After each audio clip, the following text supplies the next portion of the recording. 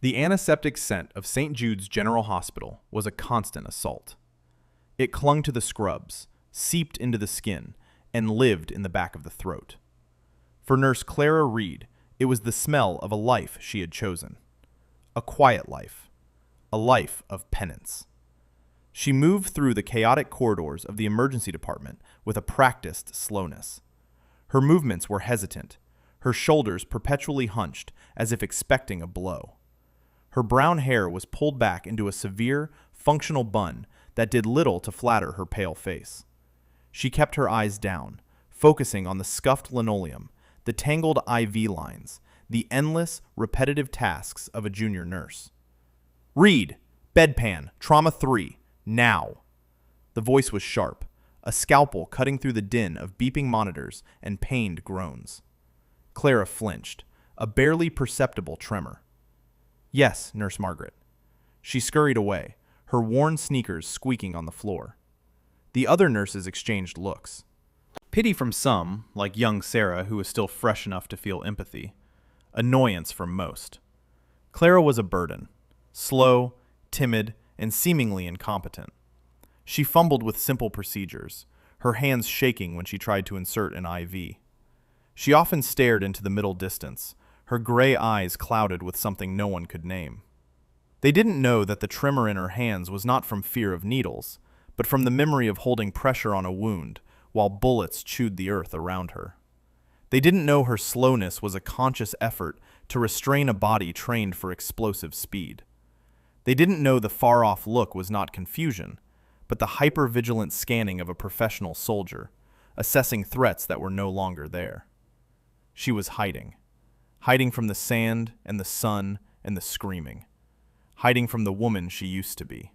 Here, in the sterile, predictable world of civilian medicine, she was just Clara, a ghost in blue scrubs. The true king of this chaotic kingdom was Dr. Alistair Finch, chief of trauma surgery.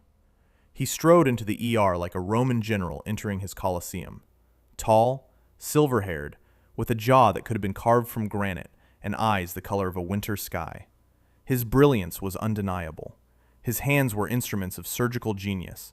His ego was a monument to itself. He saw the world as a hierarchy, and he was at its absolute apex.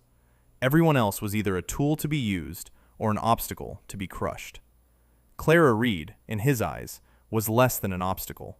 She was a piece of dust, a mote to be flicked away with casual disdain. Today, he was in a particularly foul mood. A high-profile multi-car pileup on the interstate had flooded the ER, and the press was already circling like vultures. Finch thrived on pressure, but he detested inconvenience. "I need a competent nurse in here," he bellowed from Trauma 1, where he was working on a politician with a ruptured spleen. "Someone who can anticipate my needs, not someone who needs a picture book to find a hemostat." His eyes scanned the frantic activity outside the bay and landed on Clara, who was carefully restocking a supply cart. It was a simple, menial task, but she performed it with a deliberate, almost meditative focus. To Finch, it looked like sheer, infuriating slowness. "You!" he barked, pointing a gloved finger. "Reed, get in here." Clara's head snapped up. A wave of dread washed over her. Working directly with Dr. Finch was a trial by fire, and she was always the one who got burned. She nodded mutely and pushed the cart aside, her heart beginning a low, heavy drum against her ribs. Inside Trauma 1, the scene was controlled chaos. Blood was everywhere. The air was thick with the metallic tang of it. The politician on the table was moaning, his life held together by the clamps and sutures of Finch's team. "I need a 4-0 Proline on a C1 needle," Finch snapped without looking up. "And I needed it 10 seconds ago." Another nurse, flustered, was already fumbling with the suture packs. Finch's gaze flickered to Clara. "Don't just stand there like a garden gnome, Reed. Make yourself useful. Retract here." He indicated a bloody section of the open abdomen. Clara moved to the table.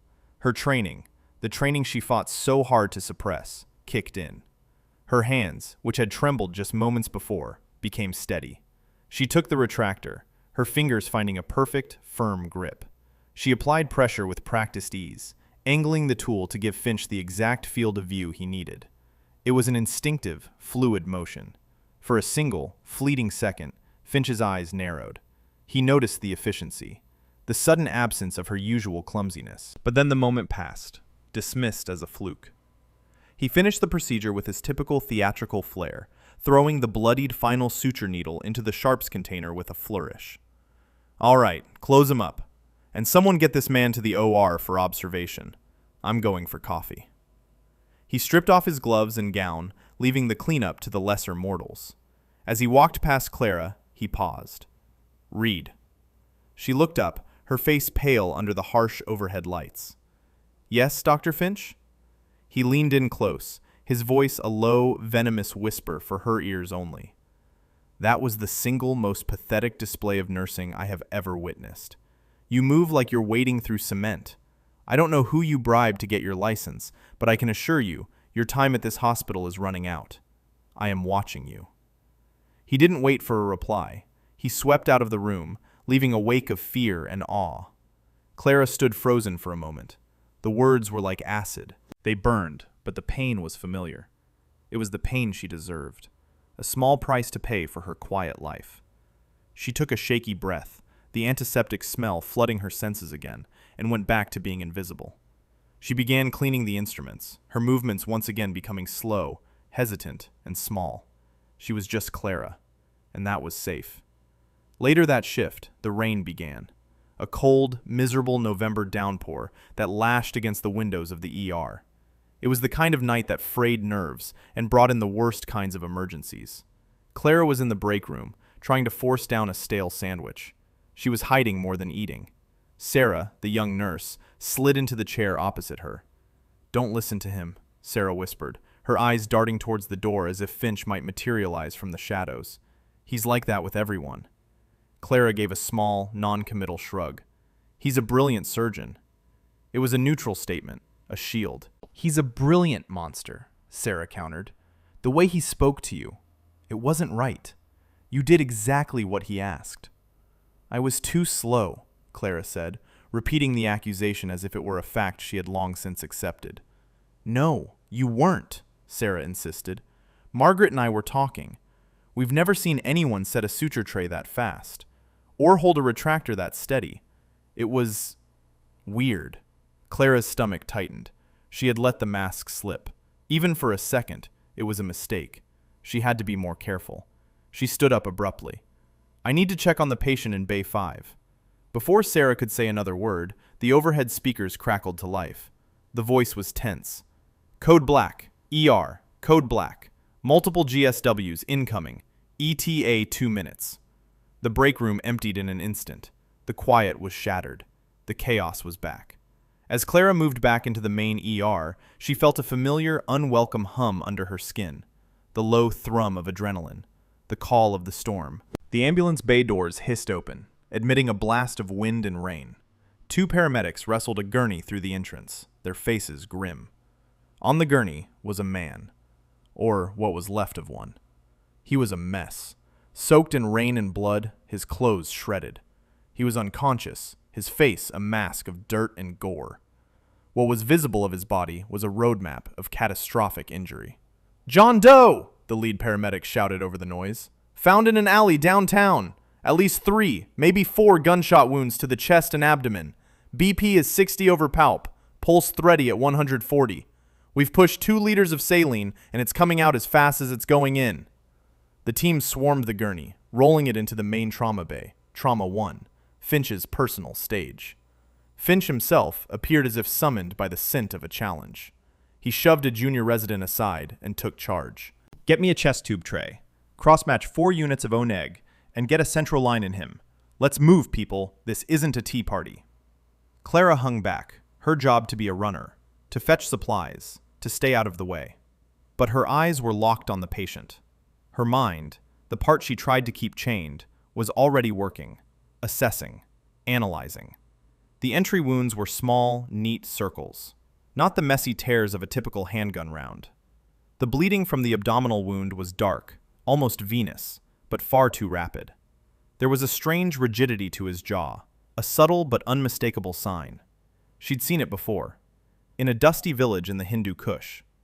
Finch was barking orders. Left-sided hemothorax. Get the tube in now. He's bleeding out from the liver. I can feel it. We need to get him to the OR and pack the abdomen. It's his only shot. Doctor, a resident said timidly, his pressure is still dropping, even with the blood. Because he has a belly full of it, you idiot, Finch roared. It's a straightforward exsanguination. We open him up, find the hole, plug it. Basic plumbing. Prep the OR. Clara felt a cold certainty wash over her. Finch was wrong. Terribly, fatally wrong. It wasn't just basic plumbing. The small, neat entry wounds, the dark, rapid bleeding, the jaw rigidity. It wasn't a liver laceration. Not primarily. She stepped forward, a small, hesitant step into the circle of light around the trauma bed. Dr. Finch? He didn't even look at her. What is it, Reed? If you're here to tell me we're out of gauze, I swear to God. It's not his liver, she said, her voice barely a whisper, yet it cut through the noise. Finch stopped. He turned slowly, his face a mask of incredulous fury. The entire trauma team froze, sensing the impending explosion. What did you just say? He asked, his voice dangerously soft. Clara's heart was hammering against her ribs, but she held his gaze. She looked at the patient, at the monitor displaying his plummeting vitals, and she knew she couldn't let him die. Not like this. Not because of one man's ego. The entry wounds, she began, her voice gaining a sliver of strength. They're from a specific type of frangible round, designed to shatter on impact. The fragments are likely coated with an anticoagulant. That's why he's not clotting. And his jaw. He has trismus. It's not just shock. The bullet that went through his abdomen probably nicked the mesenteric artery. But the real damage is a secondary compound, a neurotoxin. The room was utterly silent, save for the frantic beeping of the monitor. The trauma team stared at her, their mouths agape. Where was this coming from? Timid, fumbling Clara Reed was suddenly lecturing the chief of surgery on ballistics and toxicology. Finch's face went from white to a deep, blotchy red. He took a step towards her, his sheer size seeming to suck the air from the room. You are a junior nurse, Reed. You fetch bedpans. You do not diagnose. You do not contradict me in my trauma bay. Ever. But you'll kill him, Clara pleaded, her voice cracking. If you open his abdomen without reversing the anticoagulant first, he'll bleed out on the table in minutes. He needs a specific pro-clotting agent, a synthetic plasma protein, and atropine for the neurotoxic effects. And where, pray tell, Finch sneered, his voice dripping with sarcasm, did you acquire this encyclopedic knowledge of exotic weaponry and battlefield medicine? A television show? The sycophants in the room chuckled nervously. Sarah looked horrified. Margaret just looked at the floor. He needs vitamin K and a massive dose of prothrombin complex concentrate. PCC, Clara stated, ignoring his jibe. It's in the pharmacy lockup. We have it for warfarin reversals. Finch had had enough. He pointed a trembling finger at the door. You are done. Get out.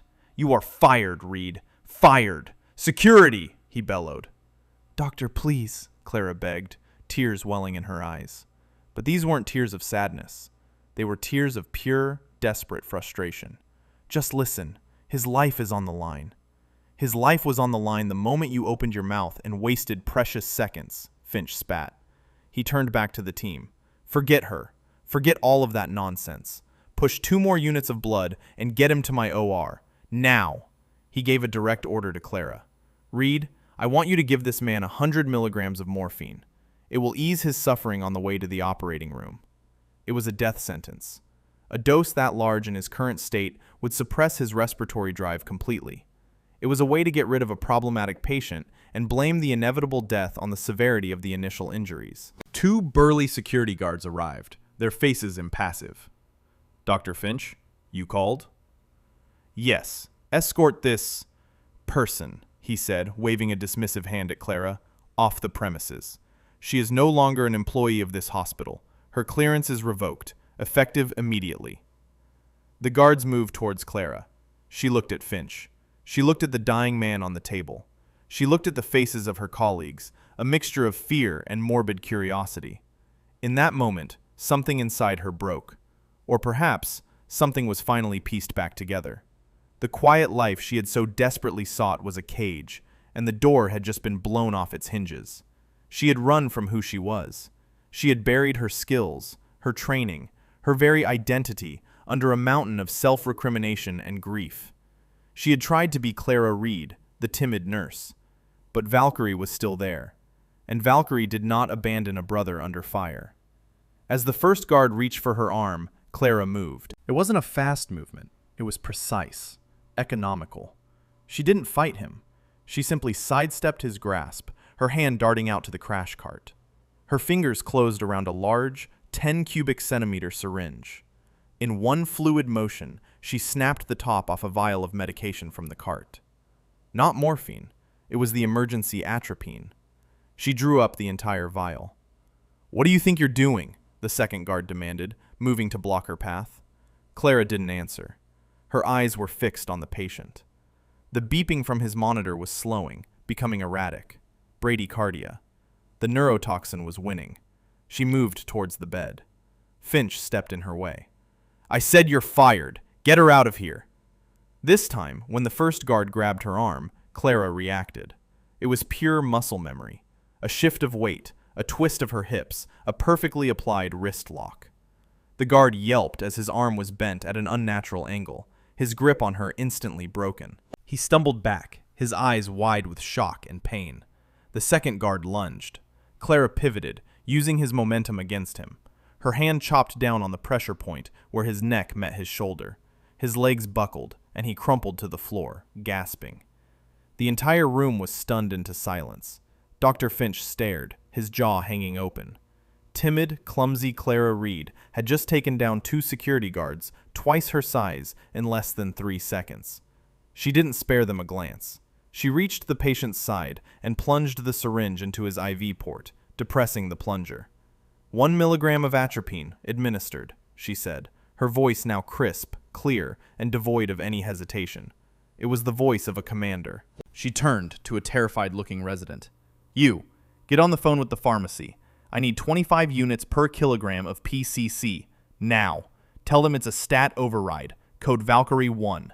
They won't know what it means, but it will get their attention. Move." The resident, conditioned to obey authority, and seeing a new, terrifying authority in front of him, scrambled for the phone. Clara turned her attention back to the patient. "I need a large bore needle and an endotracheal tube. He's going into respiratory arrest." She began grabbing supplies, her hands a blur of efficiency. She was no longer Clara Reed, the mousy nurse. She was someone else entirely, someone terrifying and beautiful and completely in control. Finch finally found his voice. It was a strangled, furious squeak.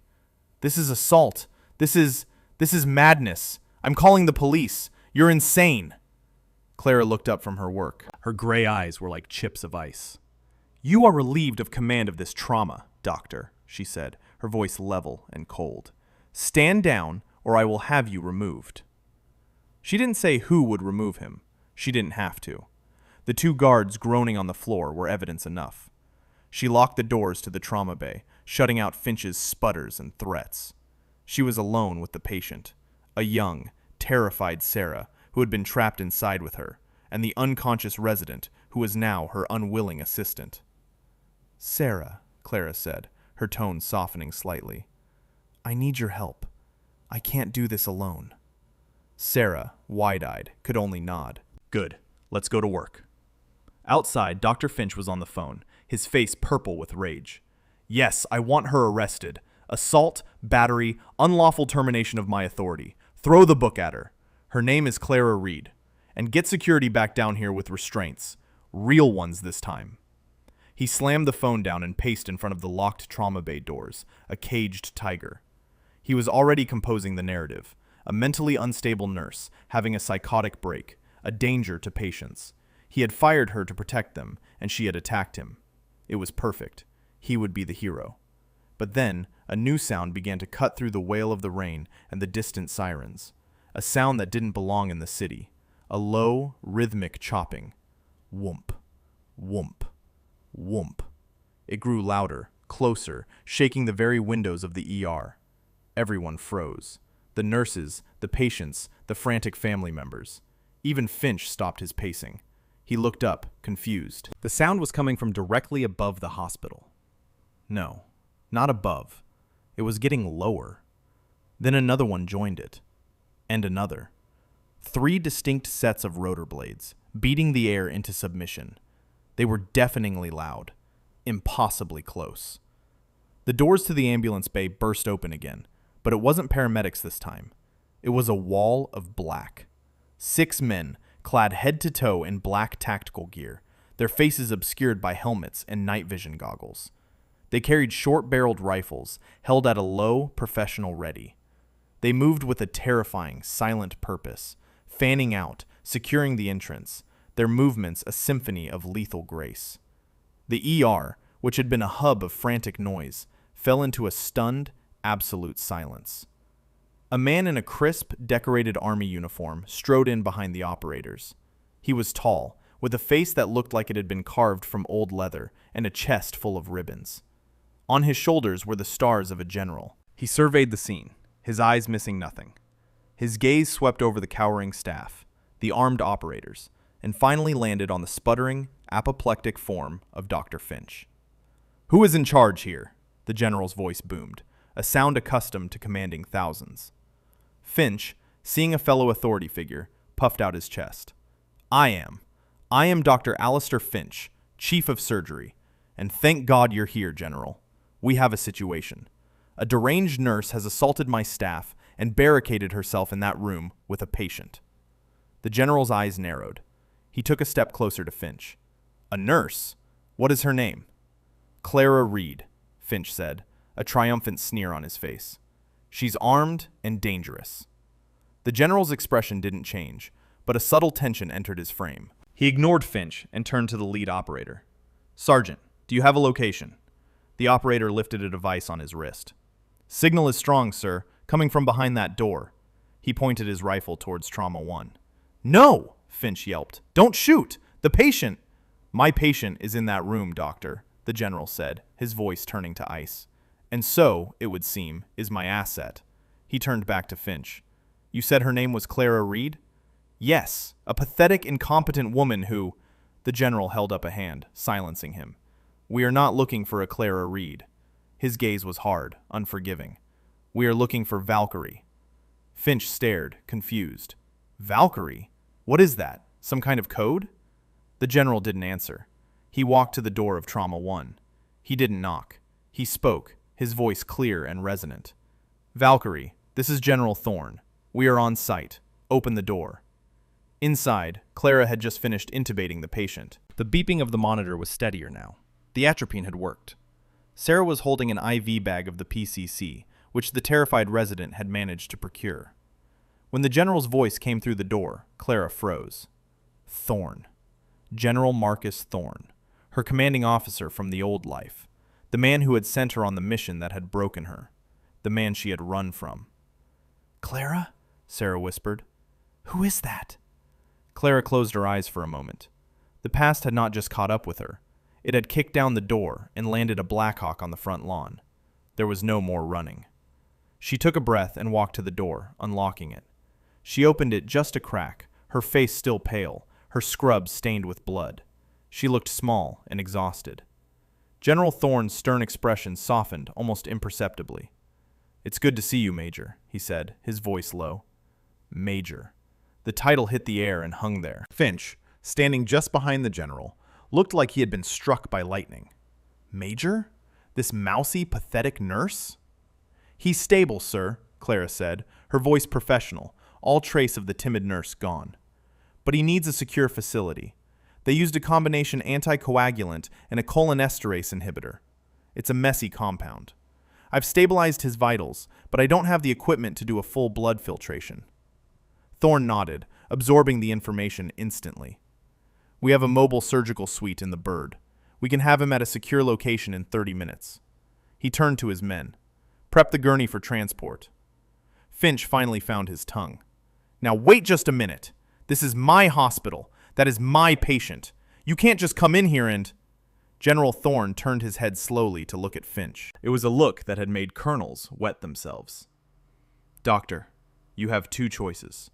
You can step aside and allow us to do our job, or you can be formally charged with obstructing a matter of extreme national security." Which will it be? Finch's bravado crumbled under that gaze. He stammered, "National security. He's a John Doe we found in an alley." "That John Doe," Thorne said, his voice dropping to a deadly quiet, "is Captain Alex Vance, United States Army Delta Force. The man you were about to let die on your table. The man Major Reed just saved. Now, for the last time, step aside." The soldiers moved in, efficiently and quickly. They transferred Captain Vance to their own tactical gurney, a high-tech piece of equipment with built-in monitors and life support. Clara directed them, pointing out the lines she had placed, giving a concise, professional handover. As they were about to wheel him out, Finch made one last, desperate play. "This is a kidnapping! I won't stand for it! She assaulted my staff! She belongs in a jail cell!" Thorne sighed, a sound of pure weariness. He turned to Finch. "Doctor, Major Reed is one of the most decorated combat medics in the history of special operations. She holds the Distinguished Service Cross for her actions in Kandahar. The woman you called incompetent has personally saved the lives of more heroes than you could possibly imagine. The assault on your guards was a textbook non-lethal takedown, a skill she has used to disarm terrorists. The only reason you are not currently facing a court-martial for the attempted negligent homicide of a ranking officer is because I have more important things to do." Every word was a hammer blow to Finch's ego. The staff of the ER, who had been watching in stunned silence, now stared at Clara with a mixture of awe, fear, and dawning respect. Sarah looked like she was about to burst with pride. "As for you being in charge," Thorne continued, his voice dripping with contempt, "effective immediately, under the authority granted to me by the National Security Act, this hospital is under temporary military jurisdiction, and I am placing Major Reed in complete medical command of this situation. Her word is now law. Do you understand?" Finch's face was a mottled mess of red and white. He was speechless. He could only nod, a jerky, puppet-like motion. Thorne gave him one last look of disgust and turned to Clara. "Major, your bird is waiting." Clara looked back at the ER, at her locker, at the half-eaten sandwich in the break room, at the quiet, anonymous life she had tried to build. It was all gone. She looked at the smirking faces of the nurses who had mocked her, now staring in disbelief. She met the gaze of Margaret, whose face was a mask of shame and regret. Then she turned and walked out of the ER, flanked by soldiers, leaving her old life in ashes behind her. She was no longer hiding. Valkyrie was flying again. The helicopter ride was a blur of noise and vibration. Clara worked in the cramped space of the mobile surgical suite, a marvel of compact technology. She was a whirlwind of activity, her hands steady, her commands precise. She worked alongside the special operations medics, but it was clear who was in charge. She was in her element. The years of self-imposed exile melted away, leaving the core of the warrior healer she had always been. Captain Vance remained unconscious, but his vitals were strong. Clara had pulled him back from the brink. General Thorne watched her, his expression a mixture of pride and something else. Guilt. When they landed at a secure, undisclosed military base, Vance was rushed to a state-of-the-art medical facility. Clara finally allowed herself a moment to breathe, leaning against the cold metal wall of a hangar. The adrenaline was starting to fade, leaving a deep, bone-weary exhaustion in its wake. "You did good work back there, Clara," Thorne's voice came from behind her. She didn't turn. "My name is Major Reed, sir," she said, her voice flat. "Or have you forgotten?" Thorne had the grace to look ashamed. "No, I haven't. I'm sorry, Clara, for what happened, for everything. When you disappeared after the inquiry, I had my people look for you. We could never get a lock." "That was the point, General," she said, finally turning to face him. "I wanted to be lost. The inquiry was a mission gone wrong, a compromised informant, a deadly ambush. Clara had been the sole survivor of her team, a team she had loved like family. She had kept the VIP alive, but the cost had been immense. The military had cleared her of any wrongdoing, calling her a hero. But she didn't feel like a hero. She felt like a failure. So she had run. She had buried Major Reed and created Clara, the incompetent nurse, a constant, living punishment for her perceived sins. "Captain Vance," Thorne said, changing the subject. He was onto something big, a deep cover operation. He was supposed to extract intel on a new chemical weapon being sold on the black market, the very same weapon he was dosed with. Clara's eyes sharpened. The compound. It was sophisticated. Not something a back-alley chemist cooks up. This is state-sponsored. We believe so, Thorne confirmed. And we believe the people who want that weapon have a man on the inside.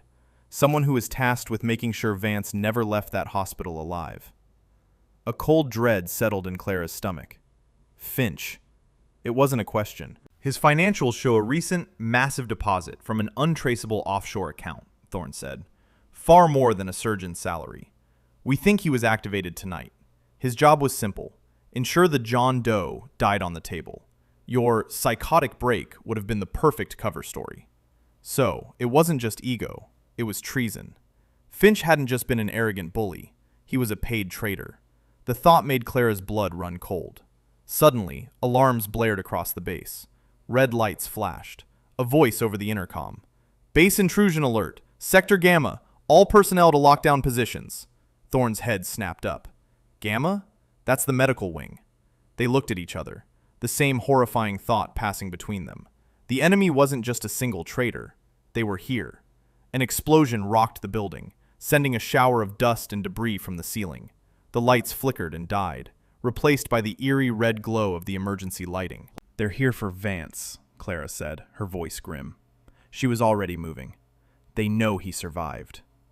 My men will hold them, Thorne said, drawing his sidearm. They won't be coming through the front door, Clara countered, her mind already working 3 steps ahead. The warrior was fully awake now. They'll use the path of least resistance, maintenance tunnels, HVAC systems. They'll send a single operator, a cleaner. Just as she said it, a panel in the ceiling above them popped open. A figure, clad in black, dropped to the floor with silent grace. The cleaner held a suppressed pistol, and it was already swinging towards General Thorne. Clara didn't hesitate. She didn't shout a warning. She acted. She launched herself at Thorne, shoving the older man out of the way. The suppressed pistol coughed once, twice. The bullets that would have hit the general in the chest instead tore through the fleshy part of Clara's left shoulder. Pain, white-hot and blinding, exploded through her. She hit the floor hard, her arm useless. But she had saved him. The assassin turned the pistol towards her, a dispassionate professional ready to finish the job. General Thorne, recovering his balance, roared and charged, but he was too far away. Clara, lying on the floor, bleeding, did the last thing the assassin expected. She smiled. A grim, terrifying smile. With her good arm, she reached down and pulled a large, wicked-looking combat knife from the boot she hadn't worn in 3 years, but had put on this morning out of pure, forgotten habit. As the assassin stepped forward to deliver the final shot, Clara lunged from the ground like a coiled viper. Not up, but forward. She slid across the slick floor, under his aim, and drove the knife up into his thigh, severing his femoral artery. The man screamed, a choked, gurgling sound as his own lifeblood began to pour out of him. He stumbled back, his pistol clattering to the floor. Clara was already on her feet, the pain in her shoulder a distant fire. She kicked the pistol away and scooped up the assassin's own knife, which had fallen from his belt. The fight was short, brutal, and silent. It was a dance she knew by heart. A block, a parry, a feint. She was wounded and smaller, but she was faster, more experienced. She was Delta. He was just a hired gun. She ended it with a swift, disabling strike to his throat. He crumpled, clutching his neck, his eyes wide with the shock of his own mortality. He would live, but he would never speak or fight again. Clara stood over him, panting, her own blood dripping onto the floor, mingling with his. The combat medic part of her brain was already triaging her own wound. Through and through. No major arteries hit. It would hurt like hell, but it wouldn't kill her. General Thorne and his guards arrived, their guns up. They found her standing over the downed assassin, a bloody knife in her hand, her face a mask of cold fury. She looked like a goddess of war. "The base is compromised," she said, her voice raspy. "They know where he is. We have to move him, now, and we can't trust anyone." Thorne looked at the woman he had once called his best soldier, the woman who had just taken 2 bullets for him and then neutralized a professional killer. He nodded. "Where do we go?" Clara's mind raced. They needed somewhere off-grid, somewhere defensible, somewhere she knew. A memory surfaced, a place from before, a contingency plan for a scenario just like this. I know a place, she said, but we're going to need a different kind of transport, and a lot more ammunition. The escape was a chaotic, desperate affair. Clara, her shoulder roughly patched and bandaged, directed the operation from a gurney next to Captain Vance, who was now secured in a portable stasis pod. They didn't take the helicopters. As Clara predicted, the enemy had anti-air capabilities waiting. Instead, they took a reinforced, armored ambulance. A decoy convoy of vehicles peeled off towards Washington, drawing the main body of attackers with them.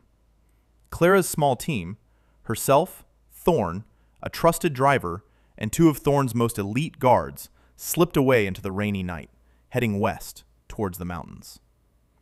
Their destination was a remote cabin in the Allegheny Mountains. It looked rustic, but it was a fully equipped, off-grid safe house, built for exactly this purpose. Clara had helped design it years ago. They arrived just before dawn. The cabin was cold and silent. They moved Vance inside, setting up the portable medical equipment in the main room. The place was powered by a silent geothermal generator and had satellite communications shielded from detection. Thorn stood by the window, looking out at the dense, misty forest. How long do you think we have? Not long, Clara replied, checking Vance's vitals. Finch knows I'm alive. He knows I have Vance. He knows I know he's a traitor. He'll be desperate. He'll call his employers, tell them where we might have gone. They'll use satellites, thermal imaging. They'll find us. I give it 12 hours, maybe less. We can call for reinforcements, Thorn said. From who? Clara shot back, her exhaustion making her sharp. We don't know how deep this goes. We don't know who else is on their payroll. For now, we trust no one. She looked at the two guards. You two, start reinforcing the windows and doors. Use the storm shutters, and rig the perimeter sensors. Everything you find goes in the main choke point at the bottom of the driveway. The men, recognizing the voice of experience, nodded and got to work. Clara turned her attention back to Vance. His eyelids were fluttering. He was starting to come out of the medically induced coma. She sat by his bed, her hand resting near the pistol Thorn had given her. The waiting had begun. Hours passed. The rain gave way to a cold, creeping fog that blanketed the mountainside. It was a perfect shroud for an attack. Clara stayed by Vance's side, the pain in her shoulder a dull, constant throb. She refused the painkillers Thorn offered.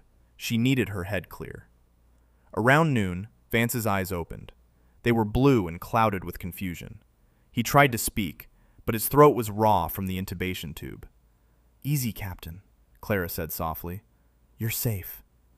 He looked at her, then around the rustic cabin, then at the IV in his arm. Where?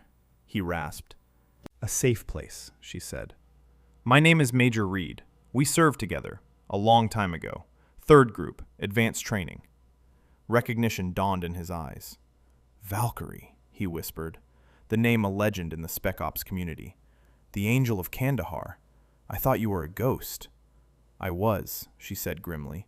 Now, what can you tell us? What did you find? Vance's expression hardened. A list.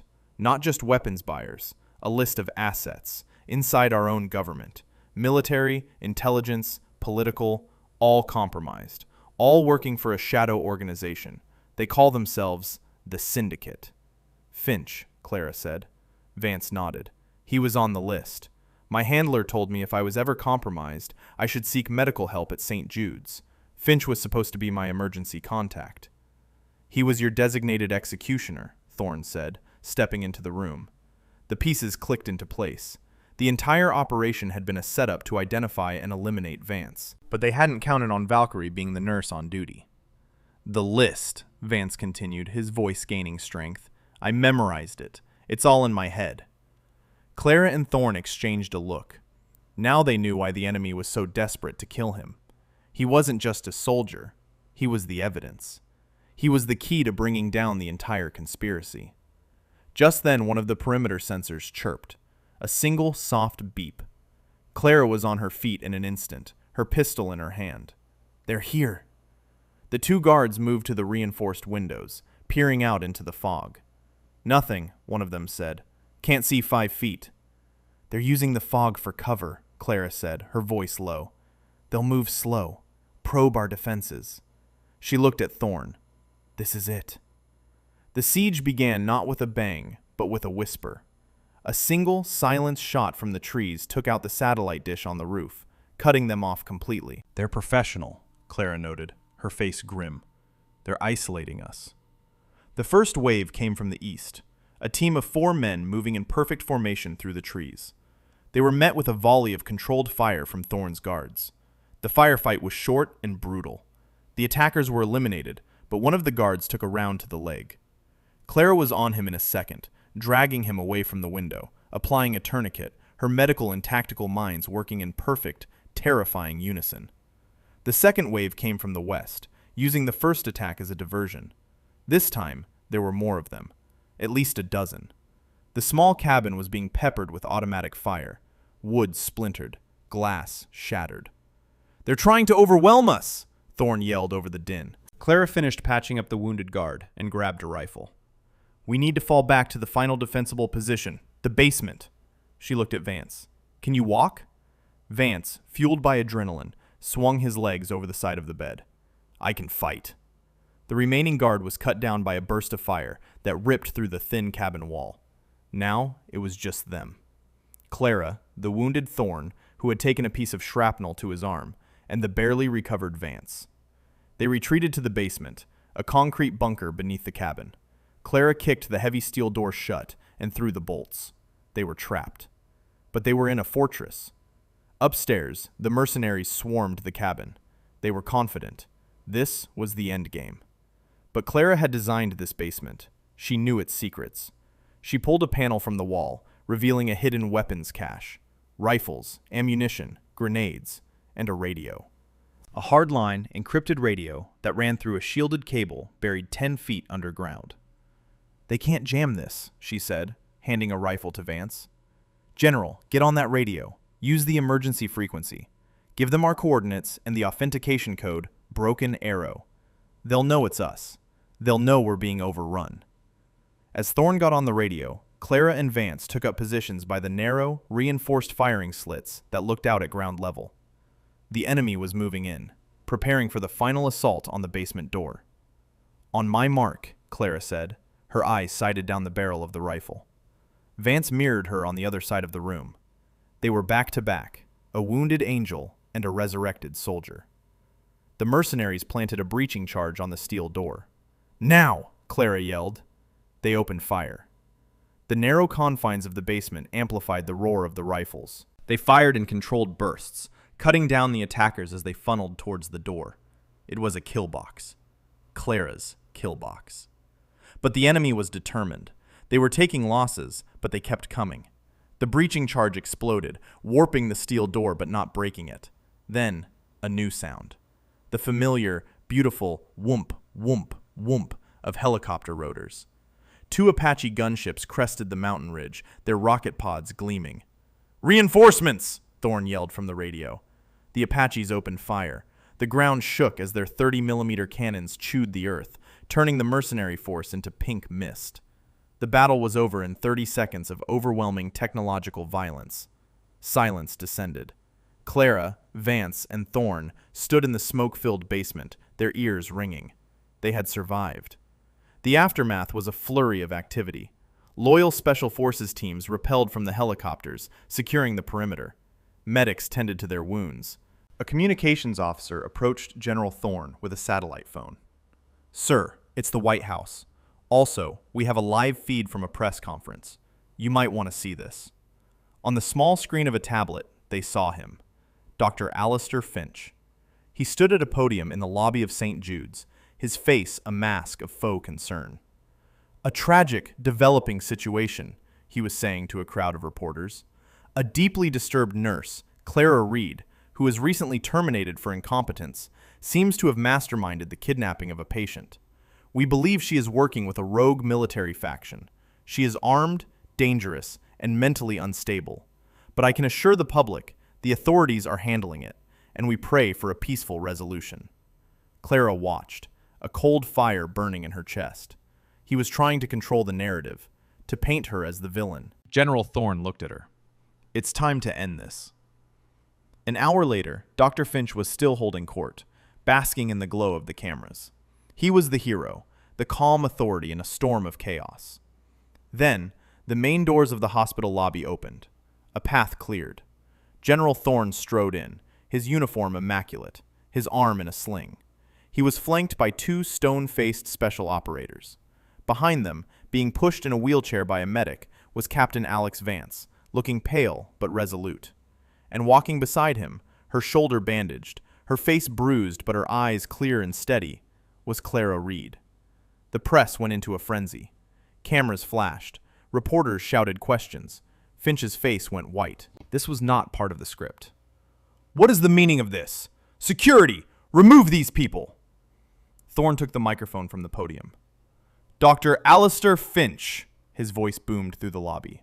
"You are under arrest for treason, conspiracy, and the attempted murder of a United States Army officer." Finch laughed, a high, panicked sound. "This is absurd. She has brainwashed you. She's a lunatic." "Is she?" Thorne asked. He nodded to an aide, who connected a tablet to the large screens in the lobby. An audio file began to play. It was a recording of Finch's panicked call to his syndicate handler after Clara had escaped the hospital. "She has him! The woman! The nurse! They called her Valkyrie! You have to stop her! Kill them both!" Finch's voice, filled with terror and rage, echoed through the silent lobby. Next, they displayed his bank records. The offshore account. The deposit that matched the date Vance was admitted. The evidence was irrefutable. Finch's world crumbled around him in real time. His face, broadcast on live television, went from arrogance to denial to pure, pathetic terror. "No. No, it's a lie. They're fakes. It's all a lie," he screamed as two military police officers moved in. He looked at Clara, his eyes begging. "Please, tell them. It was a mistake." Clara met his gaze. Her expression was not one of triumph or anger. It was one of pity. She simply shook her head. Finch dissolved completely. He started sobbing, screaming about his reputation, his career, as they cuffed him and dragged him away through the crowd of stunned reporters. The arrogant authority figure was reduced to a weeping, broken man. When he was gone, a silence fell over the lobby. Then, one person started clapping. It was Sarah, the young nurse, tears streaming down her face. Then another person joined in. Then another. Soon, the entire lobby, nurses, doctors, janitors, patients, was filled with thunderous applause. It was all for Clara. They were applauding the mousy, incompetent nurse who had been a hero all along. Clara looked uncomfortable with the attention, but a small, genuine smile touched her lips for the first time. Later, in a quiet office overlooking the city, General Thorne poured 2 cups of coffee. Clara sat opposite him, Captain Vance beside her. "The syndicate is being dismantled as we speak," Thorne said. "Captain Vance's intel gave us everything we needed. Dozens of arrests have been made. You two saved the country from a shadow coup." Vance looked at Clara. "You saved me. Twice." "Just doing my job, Captain," she said softly. Thorne slid a file across the desk towards her. "The President sends his personal thanks. And an offer. He's authorized the creation of a new unit, a rapid response team, combining the most elite medical and tactical skills. A unit that can go anywhere, do anything, to save our people. It needs a commander, someone who understands both sides of that coin." Clara opened the file. The title on the top page read, "Commander, Medical Special Operations Group." Her name was typed underneath. Major Clara Valkyrie Reed. It wasn't a return to her old life. It was a new one. A life where she didn't have to hide. A life where she could be all of who she was, the healer and the warrior. She looked up from the file, at Thorne, at Vance. She saw not just a job offer, but a chance at redemption, a chance to build a new family. She closed the file and pushed it back across the desk. "I accept," she said, her voice firm and clear. "On one condition." "Name it," Thorne said. "I get to pick my team," she said, a ghost of a smile playing on her lips. Her eyes flickered to Captain Vance. "And my first recruit is going to need a few weeks of physical therapy." Vance grinned, a real, heartfelt grin. "I think I can pencil that in." Clara stood up and walked to the window, looking out at the city lights. The antiseptic smell of the hospital was gone. The ghosts of her past were finally quiet. She was no longer running. She was home. We really hope you enjoyed this educational piece of content and hope that you could understand the moral lessons behind it. The story of Clara Reed teaches us a powerful lesson. Never judge a book by its cover. Someone who appears quiet or timid might possess immense strength and courage, waiting for the right moment to be revealed.